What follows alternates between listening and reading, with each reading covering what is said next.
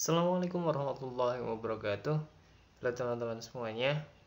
Semoga kalian tetap selalu dalam keadaan sehat dan tetap bisa beraktivitas seperti biasanya. Oke teman-teman semuanya, kembali lagi dengan saya Lukman Toroh. Pada kesempatan kali ini belajar tentang fikih ibadah untuk kelas 11. Pada bab 1 ini kita akan membahas tentang kesiapan menghadapi kematian. Oke teman-teman, dalam pembahasan kali ini, yang pertama yang akan kita bahas adalah amal ibadah di usia lanjut. Oke, jadi ketika kita sudah berusia lanjut, bahkan tidak harus berusia lanjut, kapanpun kita harus mempersiapkan diri untuk menghadapi kematian. Akan tetapi, apabila kita sudah merasa usianya sudah berkurang, maka ada beberapa amalan yang bisa kita laksanakan. Yang pertama adalah memperbanyak doa dan memohon ampun kepada Allah Subhanahu wa taala. Jadi sewaktu-waktu ketika kita sholat, maka kita harus tetap berdoa untuk dimintakan kekuatan iman dan memohon ampun atas segala kesalahan dan dosa yang kita lakukan. Kemudian yang kedua adalah menggunakan waktu dengan baik untuk melakukan kegiatan-kegiatan yang bermanfaat yang diridhoi oleh Allah Subhanahu wa taala. Maka kita harus memperbanyak kegiatan-kegiatan yang bermanfaat, baik bermanfaat pada diri kita pribadi maupun bermanfaat bagi orang lain. Kemudian yang ketiga, selalu beramal kebaikan secara terus-menerus. Maka ini akan menjadi amal jariah atau amal kebaikan bagi kita. Yang keempat adalah memperbanyak membaca Al-Quran. Karena waktu kita banyak di rumah mungkin pada usia senja, maka kita dapat memanfaatkannya untuk membaca Al-Quran. Kemudian yang berikutnya adalah membaca zikir pagi dan sore hari. Dan yang terakhir adalah membaca sholawat Nabi. Serta masih ada banyak lagi amal-amalan ibadah yang bisa kita kerjakan. Selanjutnya yang kedua adalah sikap kita terhadap orang yang sakit dan menjelang kematian. Nah, sikap kita saat menjenguk orang sakit ada beberapa hal. Yang pertama adalah menasehati agar selalu sabar dalam menghadapi cobaan kepada orang yang sedang sakit. Maka kita harus memberi nasihat dan menguatkan hatinya. Kemudian yang kedua adalah menasehati kepada orang yang sakit untuk berbaik sangka kepada Allah. Tidak jarang orang yang sakit itu justru malah banyak mengeluh dan menyalahkan kepada Allah. Maka kita wajib untuk menasihati dan mengajak berbaik sangka kepada Allah. Kemudian yang berikutnya adalah menganjurkan untuk berwasiat jika ia meninggalkan barang hak milik. Jadi orang yang sudah sakit cukup parah maka dianjurkan untuk meninggalkan wasiat. Kemudian yang keempat adalah apabila seseorang mendekati ajalnya, hendaknya diajarkan untuk membaca la ilaha illallah atau membaca talqin. Kemudian yang berikutnya adalah jika sakit semakin berat, hendaklah dihadapkan ke arah kiblat.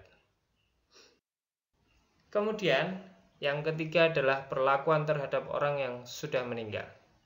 Ada beberapa hal bisa kita lakukan atau bisa kita kerjakan terhadap orang yang sudah meninggal. Ya, hal-hal yang dilakukan saat seseorang sudah dipastikan meninggal ada beberapa hal. Yang pertama adalah memejamkan mata si mayit. Kemudian yang kedua menyelubungi mayatnya dengan kain yang bagus yang dapat menutupi seluruh anggota tubuhnya. Kemudian yang ketiga diperbolehkan untuk mencium jenazah dan tidak berlebihan ketika menangisi si jenazah. Yang keempat, keluarga hendaknya melunasi seluruh hutang si mayat. Apabila si mayat masih memiliki beberapa hutang, maka pihak keluarga memiliki kewajiban untuk melunasi hutang-hutang si mayat atau jenazah tersebut. Kemudian yang kelima merawat si mayat dengan baik sebelum dimakamkan. Kemudian yang terakhir adalah memberitakan kepada kerabat, teman, dan tetangga terdekat. Itu adalah beberapa kewajiban yang harus kita lakukan terhadap orang yang sudah dipastikan. Kemudian yang keempat, kita akan bahas tentang terkait macam-macam kematian. Ini ada beberapa hal. Yang pertama adalah husnul khotimah, yaitu kematian yang bagus hingga akhir hayatnya tetap beriman kepada Allah. Maka ini disebut husnul khotimah.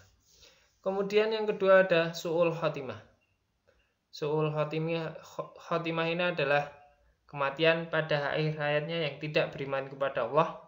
Misalnya bunuh diri, kemudian penjahat yang sedang melakukan kejahatan kemudian dia tertangkap dan mungkin sampai akhirnya dia mati atau tertabrak, maka dia termasuk su'ul khotimah. Kemudian orang-orang yang mabuk, dia juga kategori orang yang mati dalam keadaan su'ul khotimah. Kemudian yang berikutnya ada kematian yang luar biasa. Nah, golongan ini ada beberapa hal. Yang pertama adalah keguguran saat hendak melahirkan, baik itu ibu ataupun anak yang akan dilahirkannya. Kemudian syahid dunia akhirat. Nah, syahid dunia akhirat ini adalah mati saat berperang membela agama Allah atau jihad, atau sering kita sebutnya sabil. Maka orang yang mati saat berperang membela agama Allah, maka dia dianggap mati syahid dunia dan akhirat. Kemudian mati syahid dunia. Nah, mati syahid dunia ini adalah mati terbunuh karena membela diri dari kejahatan. Maksudnya kejahatan yang membahayakan diri kita. Atau saat terjadi perampokan, maka ini masuk dalam kategori syahid dunia. Kemudian yang keempat adalah syahid akhirat, yaitu orang yang mati dalam menunaikan tugas membela agama Allah waktu jihad atau sabil, akan tetapi matinya dia tidak karena terbunuh. Misal orang itu pernah melakukan jihad membela agama Allah, tapi dia mati karena sakit, bukan karena terbunuh, bukan karena pada saat perang, tapi karena dia kondisinya tidak sehat, kemudian dia sakit keras atau sudah membela agama Allah, kemudian dia pulang dan sakit keras, maka dia mati dalam keadaan syahid akhirat. Nah, oke teman-teman, mungkin itu saja pembahasan kita tentang fikih ibadah untuk bab kali ini. Terima kasih banyak. Tetap semangat dan terus belajar.